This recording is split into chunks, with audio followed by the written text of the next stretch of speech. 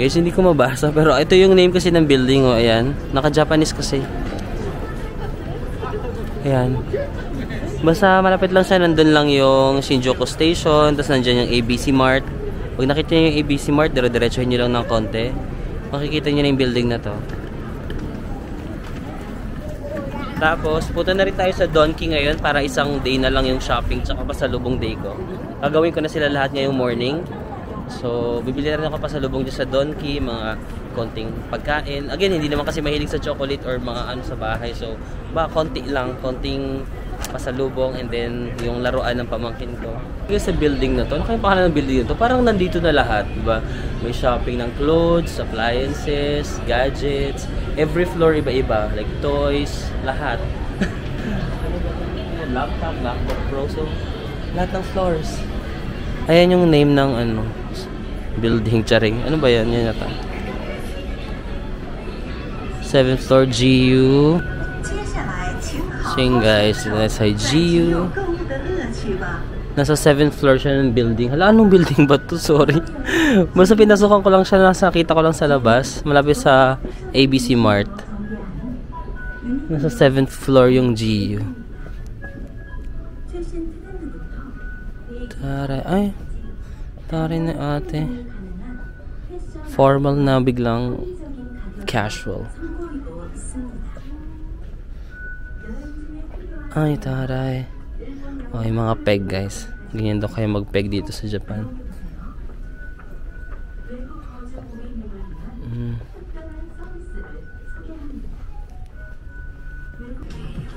Ay, magandang peg to oh. Pang lalaki. Magkano ba yung ganitong po? Ito. Oh, 4.9 lang. Price reduced at the register? Anong ibig sabihin na? Guys, so ang 4,990 is 1,859. Ang mura, 1,800 lang to guys. Bilhin nyo na. Kung may lakad lang ako na malapit, bibilhin ko na yan. Oh, 3,900 guys. Baka mura nito. 3,990. 1,400. 1,400 lang to guys. Oh, tignan yung quality. It's giving you the 1,400 vibe. What the heck?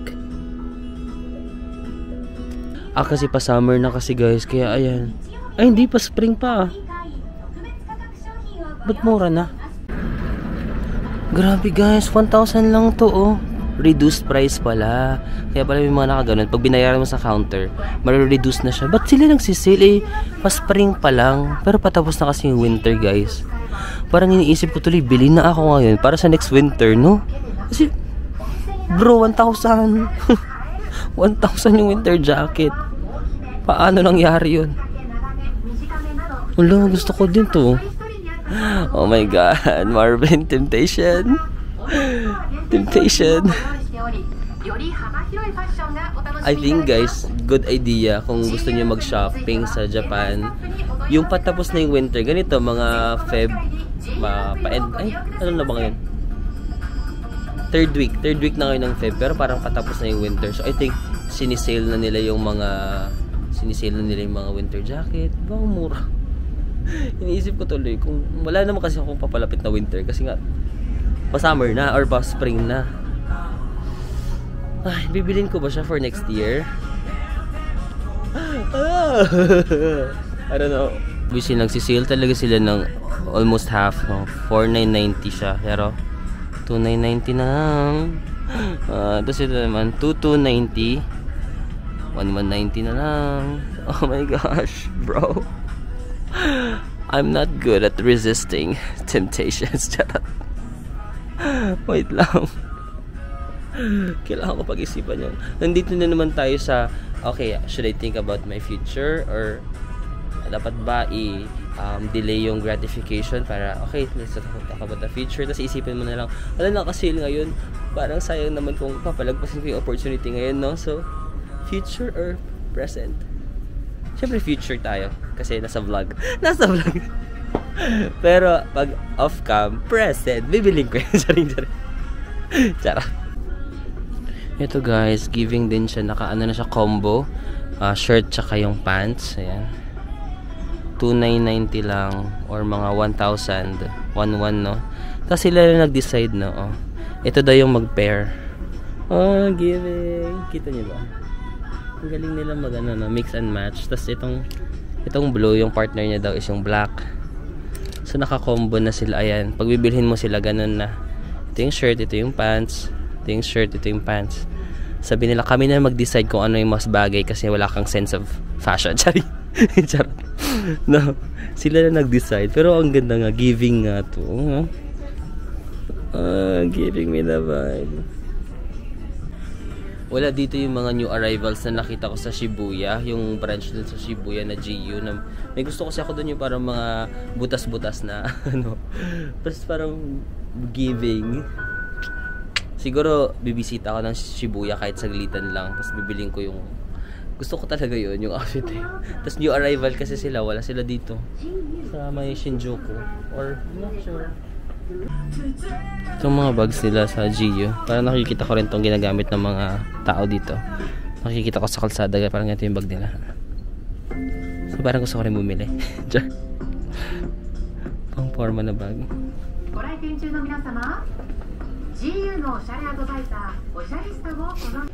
So guys, this is our first fit. Ito yung combo na no, nakaset na sila. Bibilhin mo siya na nakaset itong pants and then ito. I think I like it. 1,100 pesos na set na. At sila na nag-decide ng color combination and it's so good, so nice. I also like the fit. This is medium. Oh gosh, I like it. I think bibilan ko to. Yeah. What do you think, guys? I also like it.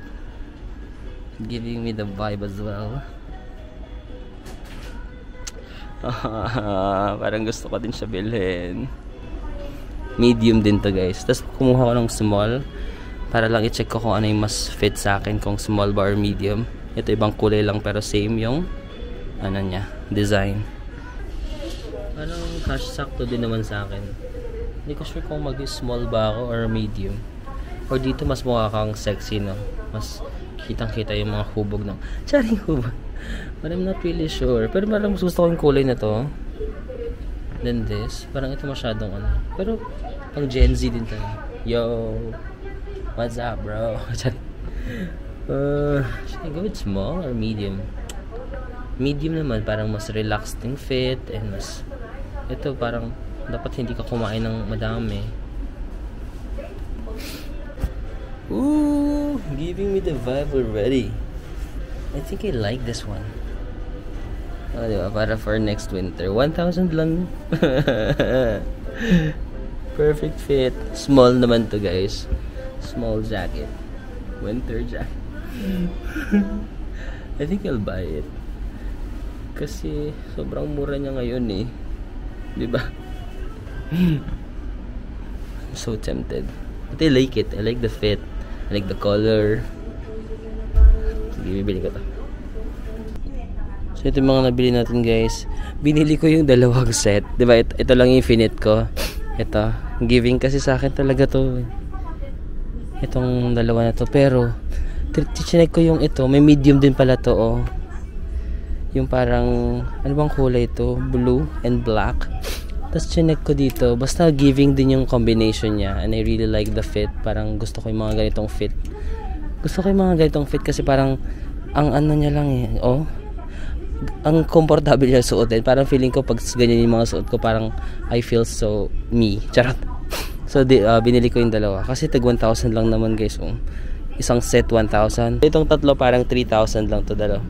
Dalawang pantalon, dalawang jacket, isang winter jacket. So 5 item, 3,000 pesos. Ito na guys. GU finds. I'm so happy with what I purchased. Tapos may nakita lang ako dito sa 7th floor kasi yung GU. Sa 6th floor mga tindahan ng toys. Ayan. Hanapan ko lang ng toy yung pamangkin ko kasi gusto niya talaga ng mga Tomica cars. Ang mahal pa ng gusto niyang cars, Tomica. Binilhan ko na siya sa Vietnam. Parang ano pa rin siya. Gusto niya talaga Tomica. Saan ba yung Tomica? Tomica.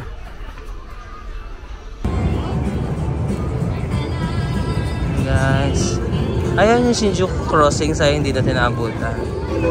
Ay, hello. Hello, sakto nag-vlog ako. Ala, ganyan din yung camera ko. China-charge ko lang. Anong name nyo? Sama kayo. Hello! Ano saan kayo? Manila. Yeah. Parang hindi kami Pilipino. Asin ka karating na namin. Kanina lang. Asin sabi namin, what if makasali pa pa? Nandito lang ako nag-stay sa Shinjuku dyan lang. Kaya din dito lang. Sa may Wow. Guys, ikaw nung name nyo pakilala kayo. Christian. Nice to meet you. Ilang days kayo dito? 25. Ito guys, yung Shinjuku during the day. Meron lang naman dito mga restaurants, pwede kayo kumain. Nagpi-feeling kasi ako guys, nagda-diet-dietan ako. Kasi nga diba, ang dami nating nararamdaman ang sakit. So nag-healthy living ako dito. Nagsaging nga lang ako for lunch. Ang kapal. Ay, sobrang sarap dito. Yakiniku, oh my gosh. Siguro bago ako umuwi, mag-yakiniku ako. Gosh, magkano ba yakiniku dito?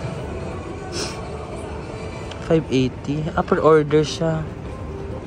Pero sige, try natin pag bago tayo. Ang sarap lang dito maglakad-lakad sa Japan. Yung parang wala kang goal. Yung maglalakad ka lang ganun. Tapos yung mga nakikita mo.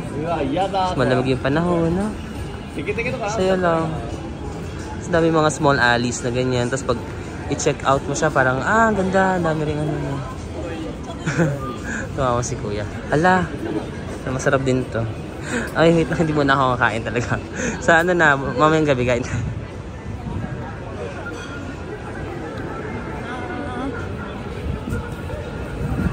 Ayun na, 100, 200, 80. Natatawa sila, no? Natatawa sila pag may nagbi-video. At least hindi sila nagsusungit. Natatawa sila. Ito. Parang ito yung mga gusto kong explore dito sa Japan. Yung mga ganyan. Nako, hilig ko yan. Medyo namimiss. Aray ko, kuya. Medyo namimiss ko na yung mga chicks dito. Alam ko tayo ng best chick ever. Okay, ang pipiliin ko dyan is ito.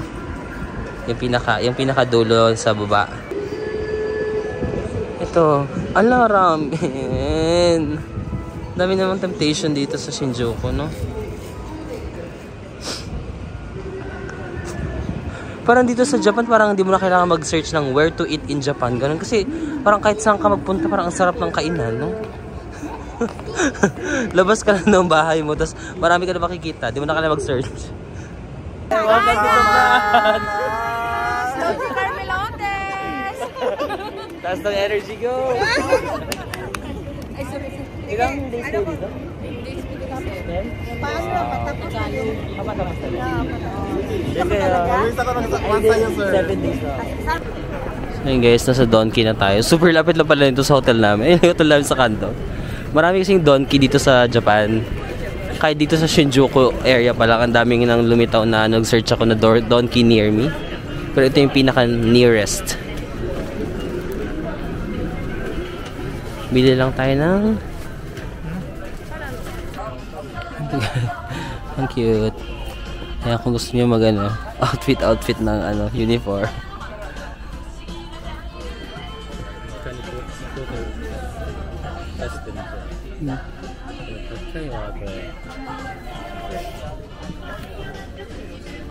Ito nasa Japanese student. Student ba yung ganyan?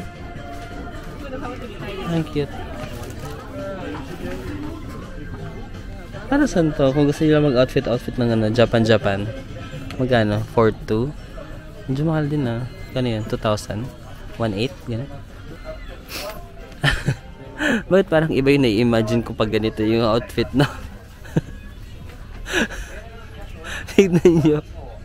Para may mga napapanood kasi ako na ganyan. Hindi ko alam kung saan. Charing. Parang iba.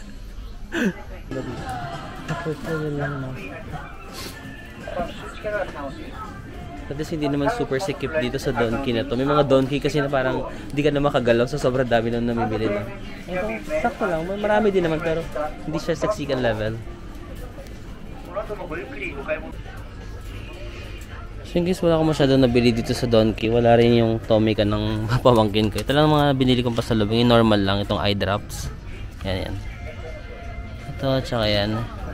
Usually yan yung pinapasalubog sa Japan, diba? Itong mga eye drops. Masarap to sa mata. Bumili lang ako konting KitKat.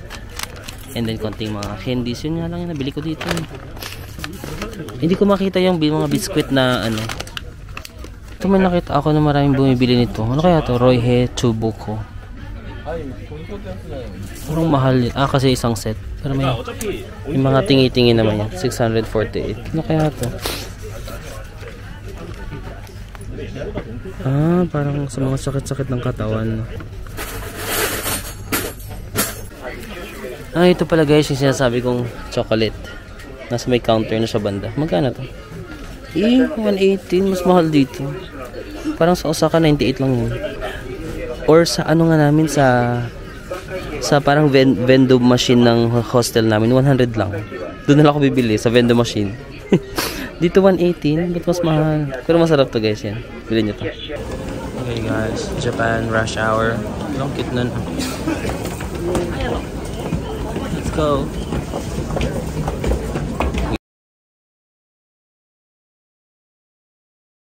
Ano to guys? Sa Donkey, ano to, 100 plus. Dito, ano lang, napakamura. 69. Sa mga gilid-gilid lang guys, ng mga tax-free shops. Dito na lang ako bibili. Ito yung mga masarap na ipasalubong yan. Bili niyo yan guys, yung mga biscuit. Itong blue yung favorite ko. Sa Osaka, parang 98 yan. Tapos dito sa Tokyo, sa Donkey, 118 ba yun? Dito, 69 lang. Sa mga ganyan lang. Mga tax-free shop na maliliit lang na store. Mas mura siya guys. Diba? Parang half the price. Dito ko siya nabili guys. Ayun diba Shinjuku Station yun. Ayan. Shinjuku Station. Tapos lakad kayo ng konti. Makikita nyo itong building na ito yung GU. Yung GU. Tapat siya ng dito sa GU na ano. Ay, paano ba? Nakaharap ako sa GU building. Sa left ko yung itong GU. Tawid kayo dyan. Makikita nyo itong IWC. Ito makikita nyo itong bilhin ito. Tax-free shop. Ayan. Tapos pasok lang kayo dyan. Dyan ka bumili.